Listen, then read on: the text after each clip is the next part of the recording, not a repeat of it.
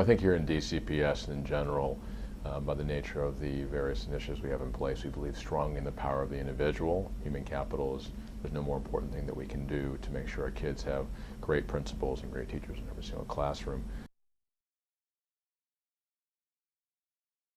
I think to attract artful people to do the work, you absolutely have to give them the space to be creative.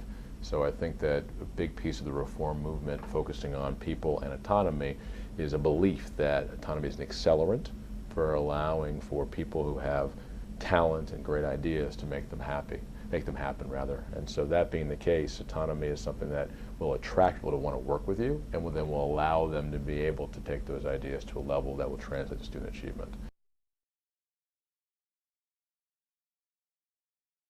From more of a qualitative level, you have to feel as if you're comfortable with the principal. You have to feel as if the principal has a vision for the school that's aligned with the broader district vision, but then he or she brings to the table a specific plan for implementation of that vision that's going to align with a lot of the things that we know work, as far as recruiting great teachers, as far as making sure you use your time strategically and align that time as far as professional development needs of your team, using data to determine on an ongoing basis how to change how you're using your PD.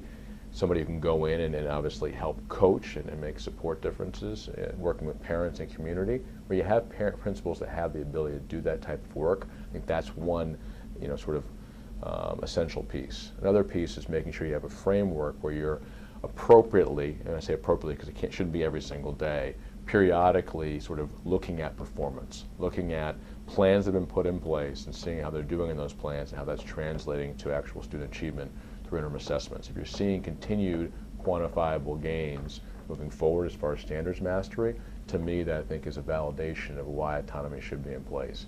So it's a combination of the right people, the right structures, and the right benchmarking system to see that autonomy is being used artfully and strategically.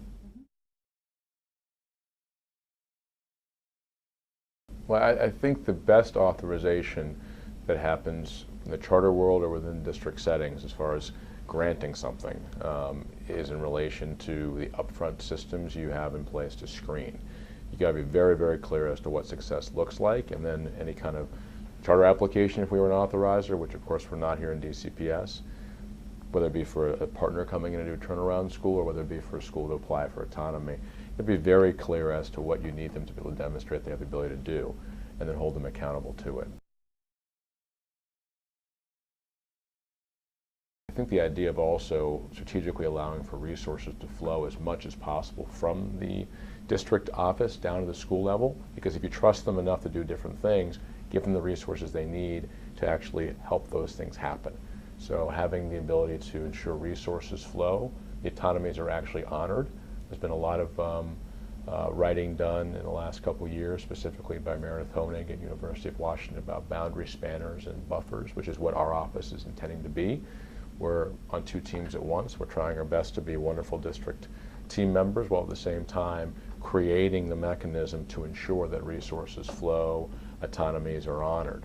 And a big piece of our job is to inform our team members here about how individual cases need to be treated differently from the other 100 schools.